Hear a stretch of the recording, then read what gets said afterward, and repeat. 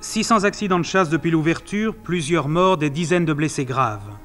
Dimanche dernier, un homme tue son fils, un garçon de 14 ans.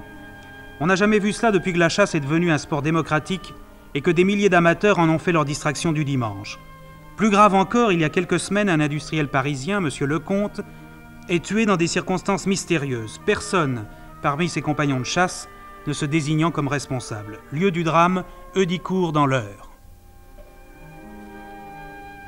Alors voilà, je suis au service de M. Richard, je suis son garde. J'ai assisté, enfin j'étais, pour ainsi dire, présent à l'accident. Alors voyons, vous étiez à quel endroit au moment où ça s'est passé? Ben, nous étions tout près du château d'Heudicourt. Et vous, vous meniez le rabat, la battue? Moi je menais la battue, oui.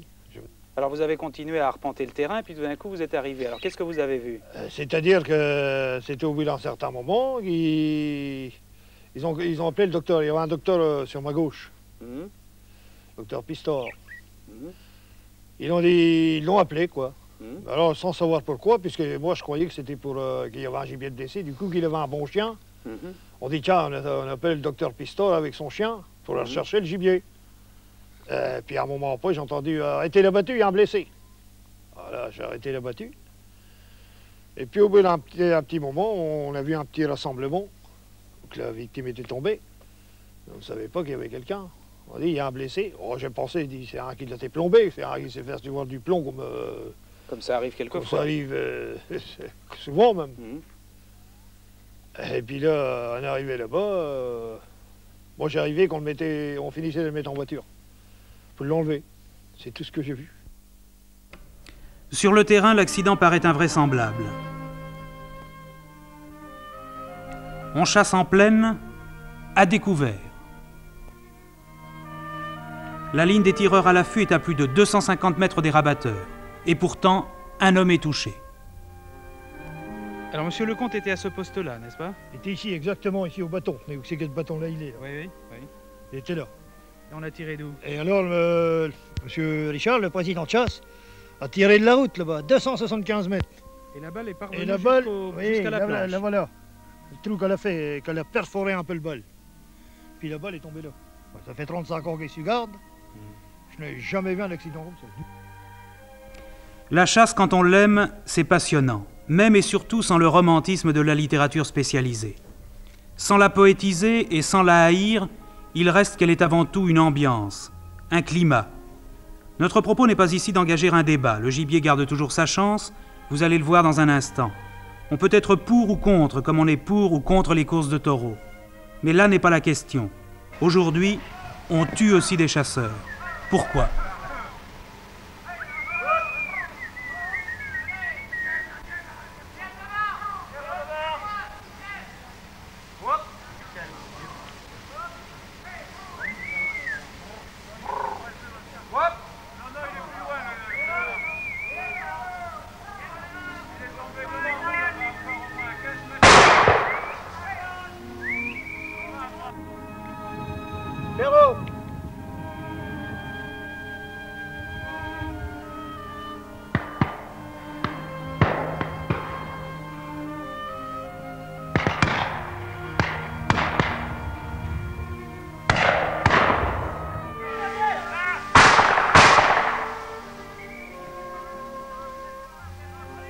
Bravement, face à la ligne des tireurs.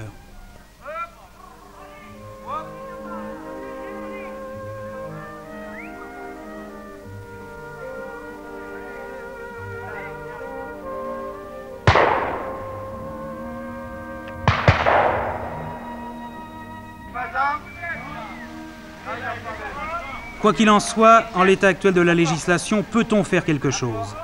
Des chasseurs répondent.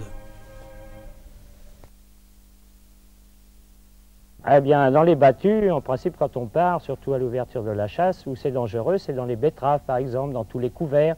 Tout le monde a un peu le sang chaud le jour de l'ouverture.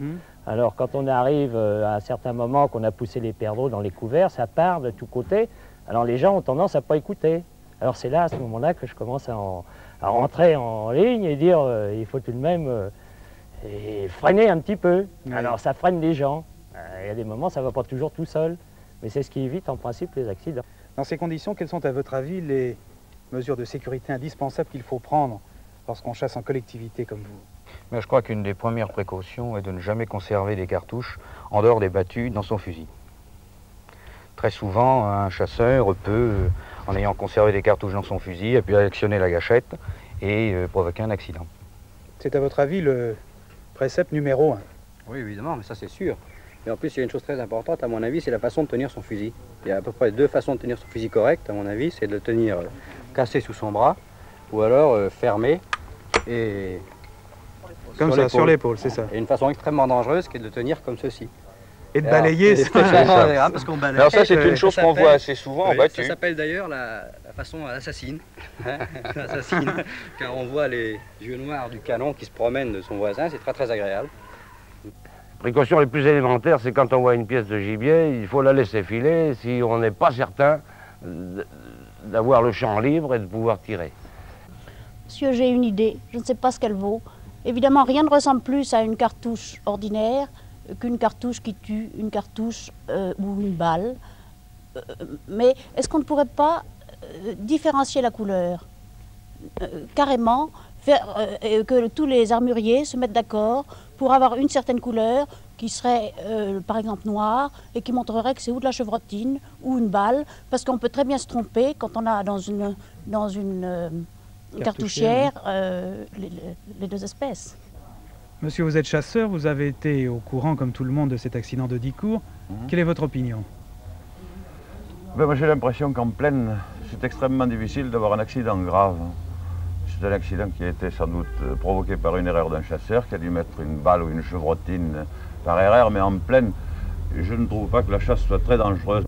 Je pense effectivement que le chasseur, si c'est un accident, a dû confondre 2 cartouches en les mettant ensemble dans sa poche à cartouches. Ces accidents arrivent parce que les gens sont trop nerveux et n'ont pas été habitués à la chasse tout petit, à suivre les chasses, à savoir comment ça se passe, à savoir qu'un fusil tue. Et si ça tue le gibier, ça peut tuer les gens de la même façon. Personnellement, en chassant, il m'est arrivé d'être tout seul dans la plaine avec mon frère à 100 mètres de moi. Un jour de temps couvert, un perdreau part entre nous deux, je vise mon perdreau, on n'était que 2, j'ai quand même plombé mon frère. Et vous-même, avez-vous été victime d'accidents Et de chasse? moi, en étant rabatteur, dans une chasse organisée comme la nôtre, en arrivant pas tellement loin de la ligne des affûts, j'ai reçu un coup de fusil. Je me suis couché pour le 2e qui m'est passé au-dessus de la tête, mais j'avais 3 plombs dans le front. Enfin, si ça avait été dans l'œil, c'était pareil. Et bien qu'on soit entre amis, on n'a jamais su d'où le coup de fusil était parti. Si par malheur il vous arrivait un accident pareil, quelle serait votre attitude? Bien, je sais pas, moi je dirais immédiatement, enfin, il n'y a absolument aucune hésitation sur ce point. Si on a provoqué un accident, il faut immédiatement intervenir auprès de la victime. Le président de chasse arrête la chasse. Enfin, je crois que dans ce domaine, il n'est pas question de dissimuler l'accident. C'est invraisemblable. Quand j'ai tiré sur mon frère, on était tous les 2. Il n'y avait pas moyen, j'étais dénoncé. Mais quand on est en équipe organisée, c'est quelquefois bien difficile de savoir.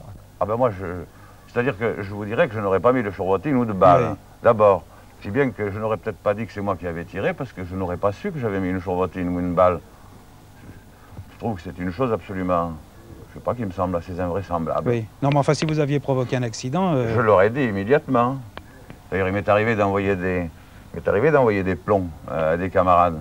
Ah, je savais très bien que c'était moi qui avais envoyé des plombs, puis je disais que c'était moi. Ça n'avait pas de... Ouais. Ça ne souffrait pas l'ombre d'une hésitation. Est-ce que les risques grandissants qu'on rencontre à la chasse vous amèneraient un jour ou l'autre à abandonner votre sport qui semble être votre sport favori? Certainement pas, parce que personnellement je suis très prudent, puis il ne m'est jamais arrivé quand même de faire du mal à mon prochain en pratiquant ce sport. Vous savez, malheureusement, il y a un bout de temps que je chasse. J'ai eu mon premier permis à l'âge de 16 ans. Et je chasse toujours avec des amis très gentils et prudents. Et ma foi, non. Est-ce que le fait que les accidents se multiplient vous amènerait à abandonner la chasse un jour ou l'autre? Oh non, sûrement pas. Non, on ne meurt qu'une fois. Non, je ne crois pas, parce que J'ai la chasse depuis, je sais pas moi, depuis 13-14 ans, je vais à la chasse tout le temps, je n'ai jamais cessé, sauf comme de Chirac pendant la période d'occupation. J'aime la chasse, le risque ne me gêne pas, si vous voulez. Est-ce que vous avez peur maintenant à la chasse? Non. Vous n'abandonneriez pas la chasse à cause des risques? Ah non. Non, mais si je faisais un accident, je crois que j'abandonnerais la chasse.